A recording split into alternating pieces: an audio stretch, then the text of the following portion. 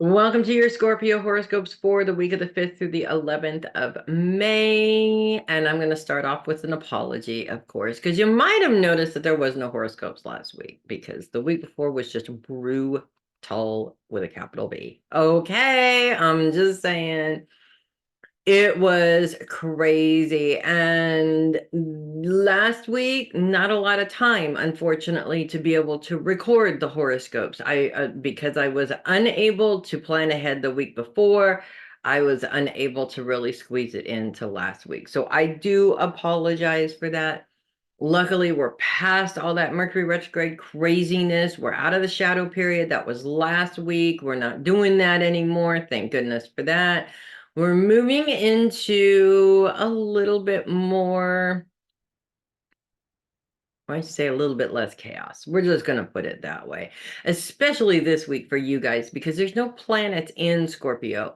Focus is on the home, although Pallas Athene is retrograde right now. And while she has been spending her time in Sagittarius for a while, she's moving closer and closer to the cusp of Scorpio, as in 1 degree by the end of the week. So that can be felt just a little bit. Pallas Athene, as a reminder, is the warrior goddess. She fights for what she believes in. She fights for what's right. In retrograde, though, it's a little bit different. She's not fighting quite so much. And this could actually feel for you guys this week like no matter what you do, no matter how hard you fight for your home to be what you want it to be, the security of your home, et cetera, it just feels like you have no fight left in you, or you can't seem to win this fight, if that makes sense. Now, that being said, it doesn't mean that you can't fight for your home. It doesn't mean that you have no power over your situation, your environment, or your home. What happens with human beings very often is that we flip-flop back and forth. We're not just on the teeter-totter, we're jumping from one side of the teeter-totter to the other, trying to balance it out, thinking that if we hurry and sit on, we can somehow do it really quickly to balance it out. And it just doesn't work. It does not work. And emotionally, we flip-flop back and forth. 1 minute, we have hope, everything looks good, we have a plan, and the next minute, there is no hope. Our plan has been blown to smithereens. We need to come up with a new plan. You know what? Why bother? It never seems to work out anyways, right? We really go back and forth when we mentally process, and that really has a lot to do with how we feel in the moment. Our feelings, our current feelings, really have a huge impact on our mental focus. So when we're focusing on the home, let's say, for example, that you want to make some, or you need to make some repairs on the home. And 1 minute you're like, oh, okay, I have this plan. And if I just take this much out of every paycheck, eventually I will have the money to make these repairs. And then the following week, the washing machine breaks and you have to buy a new washing machine. You got to dip into that repair money. And then you're just like, I'm never going to get these repairs done.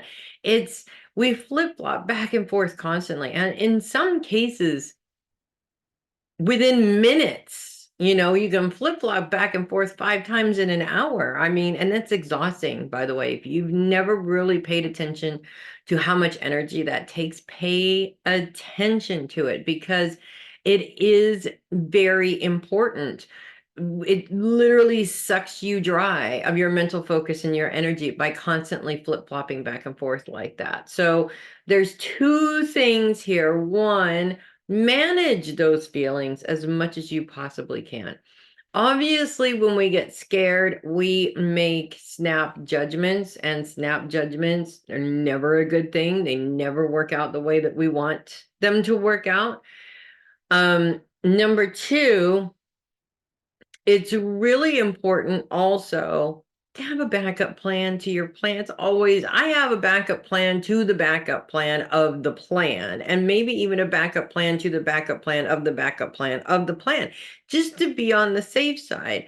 Now, the seem like it's micromanaging. It is to a certain extent, yes. And of course, I'm not talking about in my every day I have a backup plan to everything, but I run a couple of businesses. You have to have a backup plan to the backup plan to the backup plan in some cases to make sure that all of your bases are basically covered in the situation, if that makes sense. By doing this, it gives you more security in your decisions. It gives you more security in what you're doing. And having that little extra security makes you less likely to freak out when things don't go exactly the way you planned them. Because let's face it, this is life and things never go exactly the way you planned it. Okay. You can only enjoy what you have in the moment while you have it. Until you don't have it anymore, basically. And that's just, a lot of people, I always hear people asking, why is this happening to me? Because it's happening to everybody. Okay. The only way to succeed and get through life, which by the way, none of us get through it anyways, we all have an expiration date, but the only way to succeed through life and get through life is to be resilient, is to be flexible, which is not easy for fixed signs, by the way. I know I'm one of them. And also to have a backup plan to your backup plan to make sure everything runs as smoothly as you can possibly get it. That does not mean that it's going to run smoothly all the time. This week, on the other hand, things are pretty calm. It gives you some time to plan. It gives you some time to put things in place to provide that security for yourself before you move forward with your plans, if that makes sense. So, with that being said, that's what I have for you guys this week.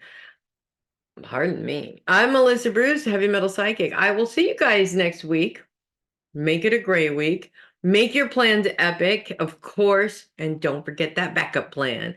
I'll see you next week. Make it a great week, you guys.